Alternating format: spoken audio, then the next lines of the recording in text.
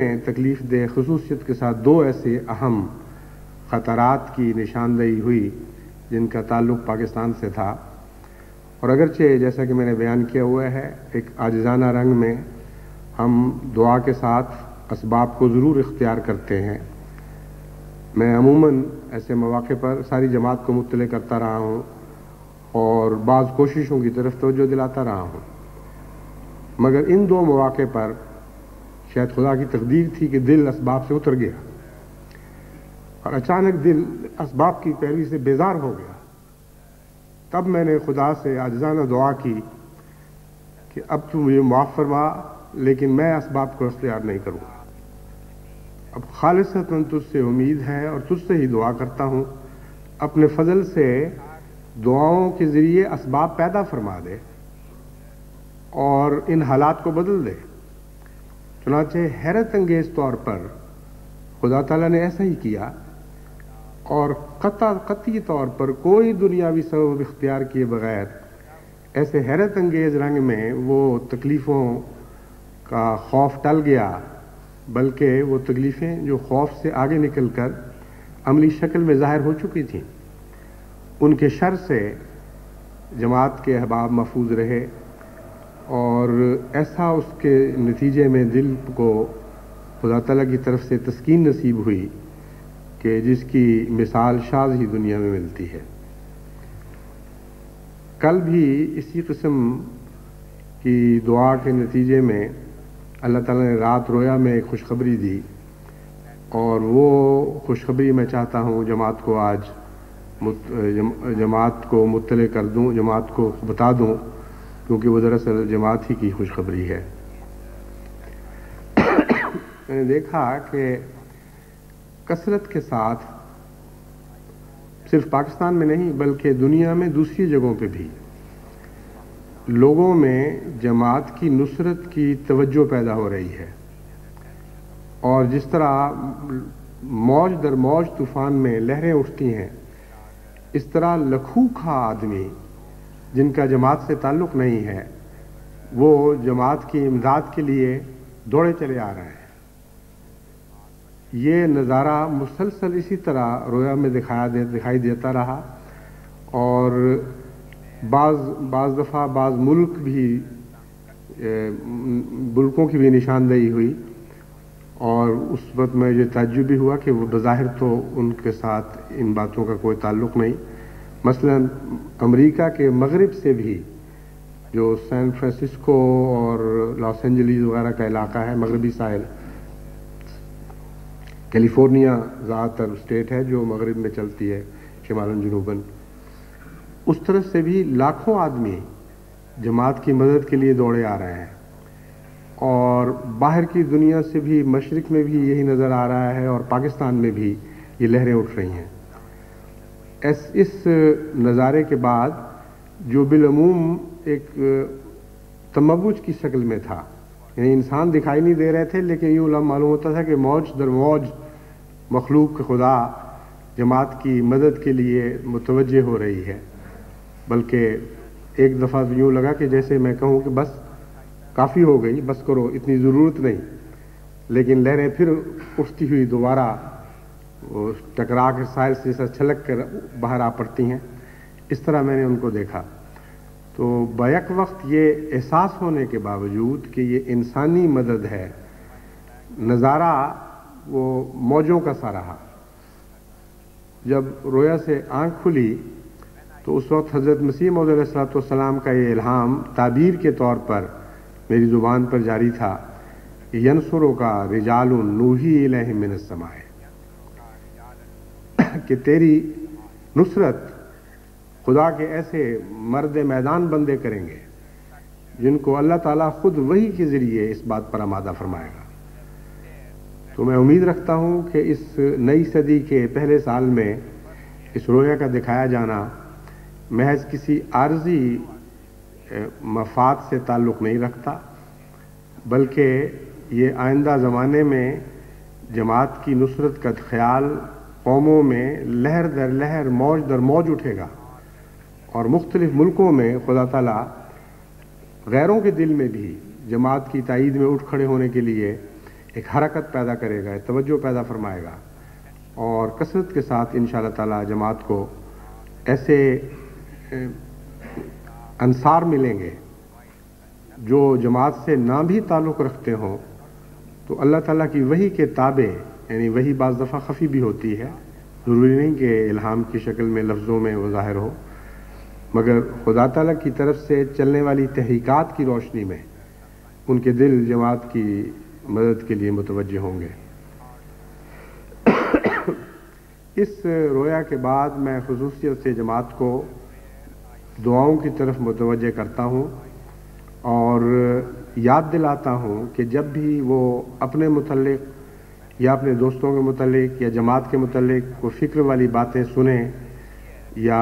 कोई तवाहमात उनके दिलों को घेर लें तो पहला अपने नफ्स का ये मुहासबा किया करें कि उनका ख्याल किस तरफ गया था। मदद ढूंढने के लिए उनको कोई इंसान याद आया था,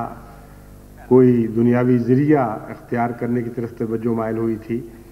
या सबसे पहले तवज्जो खुदा की तरफ गई थी।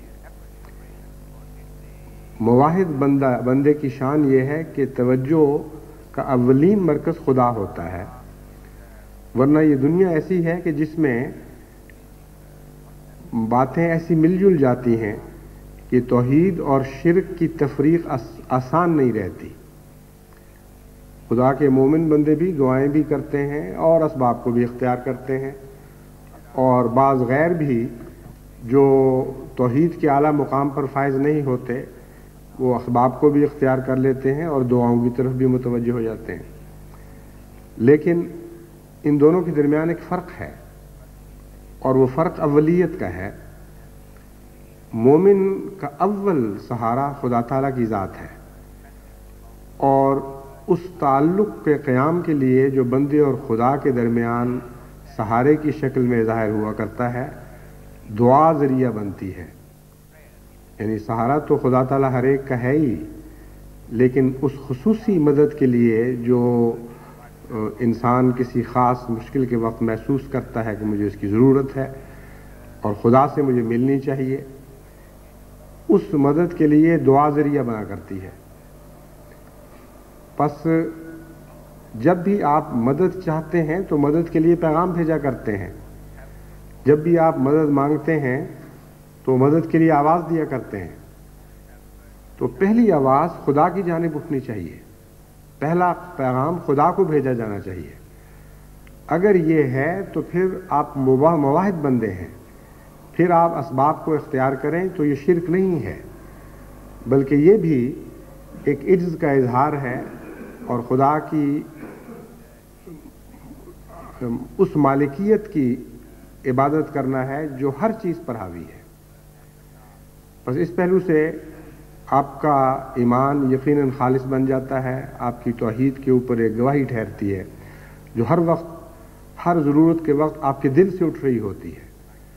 और सबसे बड़ा गवाह खुदा के बाद इंसान का अपना नफ्स ही है। बस इस पहलू से अपने नफ्स का मुहासबा करते हुए दुआओं पर इन्हिसार बढ़ाएं और सबसे ज़्यादा तवक्कुल दुआ पर ही रखें और दुआ के ज़रिए अव्वलीन राब्ता अपने खुदा से करने की आदत डालें। आजकल जो जमात को तमाम दुनिया में ज़रूरतें पेश दरपेश हैं और नए नए रास्ते तरक्यात के खुल रहे हैं, उसके साथ साथ नए ख़तरात भी पैदा हो रहे हैं। एक बड़ी अजीम आलमी जिद्दोजहद की कैफियत है जिसमें जमात इस नई सदी में दाखिल हुई है और रोज़ बरोज़ नए मैदान खुलते रहेंगे और नए मैदानों में हमारे कदम आगे बढ़ते रहेंगे। इसलिए अभी से दुआओं की आदत खुद भी डालें और अपने बच्चों को भी दुआओं की अहमियत समझाते रहें और दुआएं करने के सलीक़े सिखाएं। अगली नस्ल को दुआ पर कायम करना बहुत ही ज़रूरी है, वरना हमारा अगली नस्लों के साथ सबसे ज़्यादा अहम पैबंद कट जाएगा। सबसे ज़्यादा अहम पैबंद जो हम अपनी अगली नस्लों के साथ कायम कर सकते हैं वो यही दुआ करने का पैबंद है। वो पैबंद जो दरअसल तो खुदा से लगता है, लेकिन हमारा आपस का ताल्लुक़ दुआ करने वाली नस्ल के तौर पर कायम रहना चाहिए और हमारी हर अगली नस्ल उसी तरह दुआगो होनी चाहिए, उसी तरह दुआ पर तवक्कुल रखने वाली और यकीन रखने होने वाली होनी चाहिए जैसे हमें होना चाहिए या हमारी पहली नस्लें थीं। इसलिए हज़रत मसीह मौऊद अलैहिस्सलाम की का जो फैज़ है उसका खुलासा कभी भी हमारी नज़र से ओझल नहीं होना चाहिए। आपके तमाम फ़यूज़ का मुलख्खस, आपके सारे फैज़ का मंबा और रूह और उसका खुलासा यही है कि आपने